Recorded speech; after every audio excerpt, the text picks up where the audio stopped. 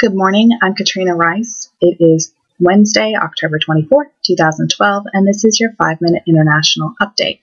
Let's start with the Ukraine. They have their parliamentary elections on Sunday. Their security service arrested the former chief of the border guard. As soon as he stepped into Kiev, he was arrested. And this is a man who a few years ago, almost 10 years ago now, he turned in the current president, or he recorded the current president talking about committing a murder of a journalist or how he was involved in a cover-up. And since then, he's not really been a friend to the administration. The opposition power in the Ukraine is expected to gain some ground, but the party of the current president, which is the party of the region, is expected to, that's his actual name, is party of the region, expected to retain its majority.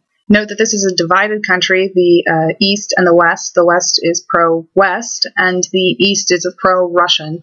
And so they're very split over whether they want to be part of the EU or retain a more Soviet-style government.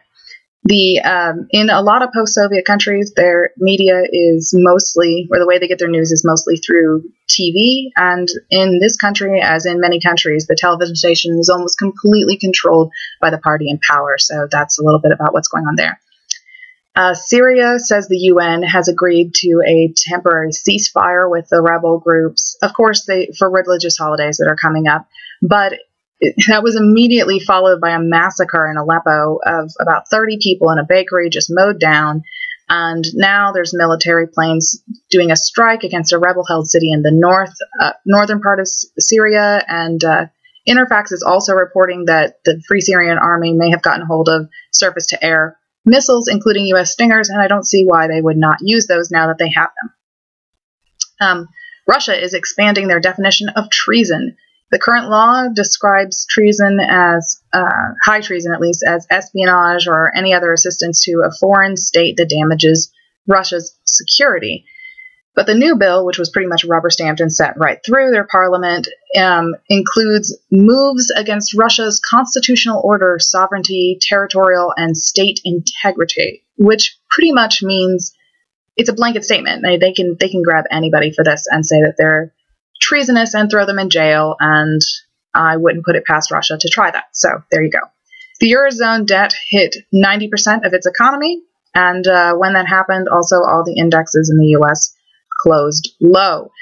The Polish sports minister has offered her resignation because a football match last week was delayed between Poland and England, and so now she is offering to resign, which I'm just pretty amused at that whole scenario.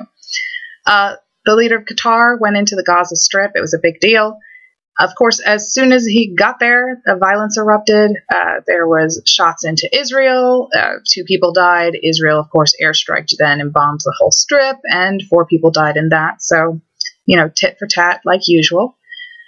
There's been a lot of clashes in Burma recently between the Buddhists and Muslims in that country. It's regularly an issue. The reason I am referring to it as Burma instead of Myanmar, which is the name that was given by the current dictator and power that's there now, which means strong and fast, I believe. But anyhow, it's pretty much just created for political reasons, and so most people in the West still refer to it as Burma, and the people there refer to themselves as being Burmese. So there you go. That's just a little bit of history there. 9 soldiers have been killed in Colombia since peace talks started in Oslo, so those are obviously going really well. They discussed a ceasefire, which the rebels surprisingly were amenable to, but the government of Colombia said that they wouldn't do a ceasefire until they knew for sure that they were coming to a real resolution. So, yeah. Anyhow, other peace talks began in Sudan with the Darfur rebel groups. Another group has decided to join in those talks. They were stalled about a year ago. Hopefully they will pick up and move forward now. In Afghanistan, it's still very unstable there, despite what they want the U.S. to think. A firefight between international forces and the Taliban led to the death of 4 children who were taking their goats out to feed in a nearby field. In Lebanon, the security official who died this past week now they're saying, originally they were saying that Syrian forces or whatever set the bomb, but now it's looking like maybe it was an inside job and that the Lebanese government was trying to get rid of them. It seems likely that that could be how they were using it as a cover-up. I wouldn't be surprised if that's true at all. In Libya, news that has just come out that there were emails sent that say that White House officials pretty much should have known within 2 hours after the attack on Benghazi consulate that it was possibly a militant issue and not at all related to a protest. So at first we were getting that it was 24 hours. Now we're hearing that it could have been 2 hours. These were non-confidential emails, but they were still, Reuters managed to get a hold of them and publish this not long ago. It's also in Libya the anniversary of the death of Gaddafi, so everyone's excited and they're celebrating by moving their military into Bani Walid, which continues to be unstable and is completely taken over by rebel militants, and the country is really suffering right now. Yemen is not safe, is pretty much the overall statement. It seems that a report was sent out saying that the Muslims and militants that were in the country were not in Al-Qaeda. They were all moved out, supposedly, when the U.S. moved in and helped stabilize the country. But it turns out that maybe they're not gone and they're all just sleeper cells waiting to jump up and kill everybody. So, not that we were surprised, Yemen's been pretty much unsafe for a while. Anyhow, I'm sorry this update went a little long. There was a lot of stuff going on, and I kind of wanted to educate you on the Ukraine and Burma. So hopefully that wasn't a problem. Anyhow, tomorrow I promise to be right on time, 5 minutes long.